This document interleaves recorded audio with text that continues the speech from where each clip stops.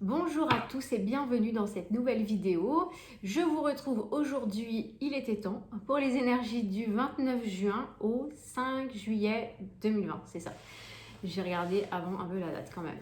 J'espère que vous allez tous bien, que vous avez passé une bonne semaine, un bon week-end et ben ça remue toujours ces énergies. Donc on va voir ce qui nous attend cette semaine. Voilà. Merci pour votre soutien, pour ceux qui se sont abonnés à la chaîne, ceux qui commentent. Quand j'ai un petit moment, je vous réponds avec grand plaisir. Et puis, voyons voir tous ensemble ce que nous réservent les énergies. Donc, comme d'habitude, on fait domaine général et domaine sentimental. Donc, domaine général, pour certains d'entre vous, ça peut recouvrir aussi le domaine sentimental. Ah, bon, on va nous demander de patienter un petit peu quand même. Hein. Elle s'est échappée, celle. Allez, énergie. Allez, l'énergie générale. Ça saute. Pour la semaine du 29 juin. Allez, c'est parti.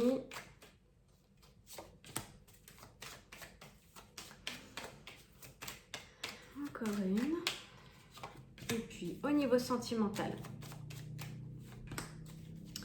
Au niveau sentimental, cette semaine. Hop. Ah oui, on aura la pleine lune cette semaine. Très, très intéressante à mon avis, cette pleine lune. Je vais faire mon maximum pour essayer de vous faire le tirage de la pleine lune. Mais comme j'ai tous les signes à sortir déjà cette semaine, je ne vais pas m'ennuyer. Alors, j'ai bien envie de la faire, l'énergie de la pleine lune. Des précisions au niveau général, au niveau sentimental, les challenges cette semaine.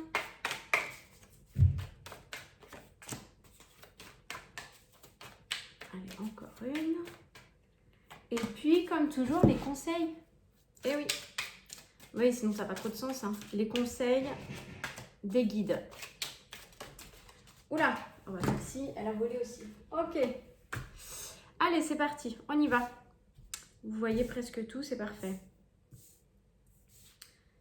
Au niveau général, cette semaine, on a l'énergie du chariot. Ça, c'est super pour tous ceux qui attendent des réponses, du mouvement, parce que le chariot, c'est celui qui se met en mouvement, c'est celui qui se met sur la route, mais c'est un chemin victorieux, le chariot. Le chariot, il sait où il va, il sait ce qu'il veut, et enfin, ça se débloque, ça avance, comme si... l'idée c'est la voie s'ouvre, hein, pour l'énergie du chariot c'est ça, c'est on avance et ça s'ouvre, c'est fluide, ça devient fluide, les choses se mettent en place. Ah, je vous avais dit, vous voyez, tempérance, elle ressort en plus en carte centrale, c'est celle qui est tombée, qui s'est retournée quand j'ai fait tomber les cartes. Donc ça va nous demander quand même d'équilibrer surtout nos énergies. Alors de la patience oui, mais... je sens que ça va surtout nous demander de l'équilibrage et de tempérer en fait. De tempérer, de mettre de l'eau dans son vin, réellement de... Comment dire? Comment vous expliquer ce que je ressens? De prendre de la distance par rapport à ce qui se passe. C'est exactement ça.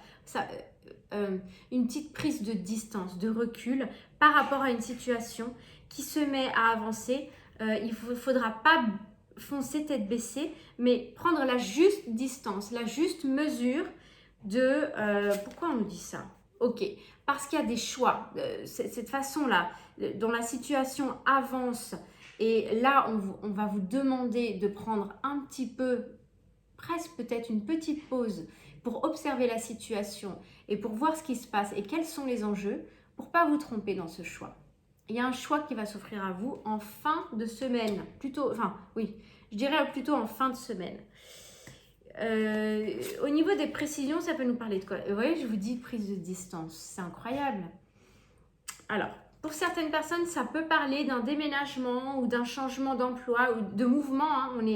Le tirage, il est encadré par des cartes de mouvement. Donc, pour certaines personnes qui attendent changement de poste, mutation, déménagement, etc., ça peut bouger cette semaine. Il peut y avoir des choix importants à mettre en place et, à mon avis, assez rapidement. Le chariot est une carte rapide, mais on vous demande de bien peser le pour et le contre, juste voilà, de ne pas vous emballer la première seconde où vous avez cette nouvelle, mais de bien peser le pour et le contre. Ok, challenge. Ah, le challenge, ça va être de lâcher le mental et de suivre votre intuition. Là, cette carte vient, le delta, c'est la clairvoyance. Ça va être un challenge pour vous parce que vous avez, pour la plupart d'entre vous, cette capacité, enfin ceux qui êtes sur la chaîne, cette capacité à recevoir les messages de l'univers, peu importe comment vous ressentez ça.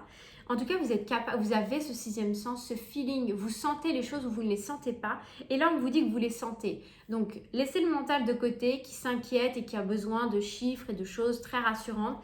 Et faites confiance à votre cœur. Faites confiance à l'élan, ce qui vous porte, qu'est-ce qui vous met en joie. Faites confiance à ça. Message des guides, vouloir pardonner. Demandez aux anges de vous nettoyer le corps et l'esprit des douleurs du passé pour y installer la sérénité. Peut-être que certains d'entre vous, vous êtes précautionneux parce que vous avez eu des déceptions dans le passé par rapport à peut-être des projets qui n'ont pas abouti, des mutations ou des postes qui ne se sont finalement pas présentés. Enfin voilà, des choses peut-être, des projets avortés. C'est un peu ça qu'on me dit. L'idée c'est détachez-vous en fait de ces expériences passées, ça appartient au passé et permettez-vous d'avancer et de rêver et de réaliser vos rêves, de vouloir voir réaliser vos rêves. Voilà, c'est ça le message pour moi cette semaine. Donc, mais il y a du mouvement, ça bouge, là il y a vraiment de la concrétisation cette semaine, hein, vous me direz ce que vous en pensez dans les commentaires. Alors, au niveau sentimental, alors ça commence fort. Pour certains, ça peut être une passion naissante, la rencontre de quelqu'un. Pour l'instant, quelque chose de très très récent. Je ne peux pas dire si c'est sérieux ou pas. Avec le diable, c'est plutôt, on se livre à la passion, au désir, à quelque chose de très envoûtant. Hein, c'est ça. Pour d'autres, à l'inverse, ça va être le vécu d'une trahison, hein, au niveau émotionnel, au niveau sentimental ou au niveau familial. Hein, je vous le dis souvent, le niveau sentimental, ça peut être aussi au niveau amical. Pour certains, vous pouvez vivre ou ressentir de la trahison. Pourquoi ? Alors pour moi, maintenant que je vois la deuxième carte, j'ai quand même plus l'impression que ça va parler à des gens qui se sentent trahis, qui se sentent doublés là dans une situation. Pour certains qui sont même en relation pas tout à fait nette, triangulaire, hein, d'un côté ou de l'autre, c'est-à-dire que l'un des deux protagonistes a déjà quelqu'un ou a encore quelqu'un, entre guillemets, et ça vous remue beaucoup, ça vous met ça vous donne beaucoup d'état d'âme, beaucoup de tristesse aussi, hein, pour certaines personnes, et vous avez besoin, c'est comme s'il y avait une trahison, mais il y avait des choses de cachées, je ne sais pas pourquoi je vois ça comme ça, mais comme s'il y avait quelque chose de caché, vous avez besoin de faire la lumière sur cette situation qui pour vous n'est pas nette.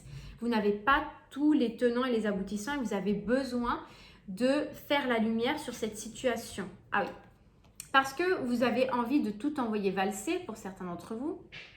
C'est mouvementé cette semaine. Hein. Et avant de tout envoyer valser, vous avez besoin d'en avoir le cœur net. Pour moi, c'est ça. Fécondité.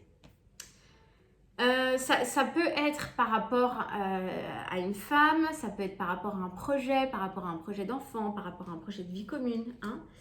Ça peut être ça. Ça peut être lié aux enfants aussi. Ça peut être lié aux enfants.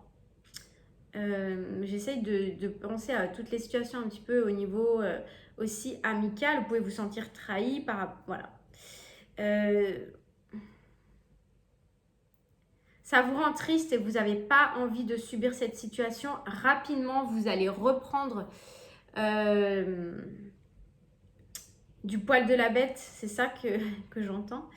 Et vous allez redevenir, entre guillemets, maître de la situation et mettre le haut là à cette situation qui vous met mal à l'aise, qui vous rend vous rend pas aligné en fait, hein, qui vous chagrine beaucoup. Challenge, la réussite. Le challenge, ça va être de vous faire confiance et de réussir à vous affirmer, à prendre vos positions dans cette situation, parce qu'on voit bien que il y a un conflit un peu de loyauté là dans cette histoire. On voit bien que c'est compliqué de prendre des décisions, que vous voulez être sûr de prendre, de faire le bon choix, de ne pas vous tromper et de faire la lumière. C'est marrant parce que de loin, mais c'est quand même un peu lié, parce qu'on a l'idée d'un choix, mais c'est comme si ici, il y avait aussi quelque chose qui dépend de vous et vous avez besoin de faire la lumière sur une situation qui n'est pas nette et vous avez besoin de ce temps-là pour faire le bon choix par rapport. Moi, je pense que c'est par rapport à un couple, par rapport à une famille, par rapport à un couple qui avait même un désir d'enfant. Le challenge, ça va être de réussir à prendre position et à vous affirmer dans cette situation. C'est comme si c'était important cet apprentissage pour vous.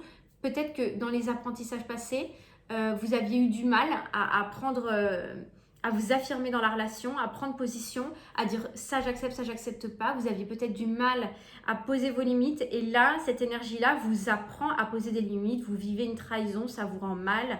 Il y a des choses à balayer par rapport même à un désir ou un projet le plus beau soit-il. Vous devez avant tout vous respecter et de ça dépend la réussite. C'est vraiment comme ça que je ressens le message.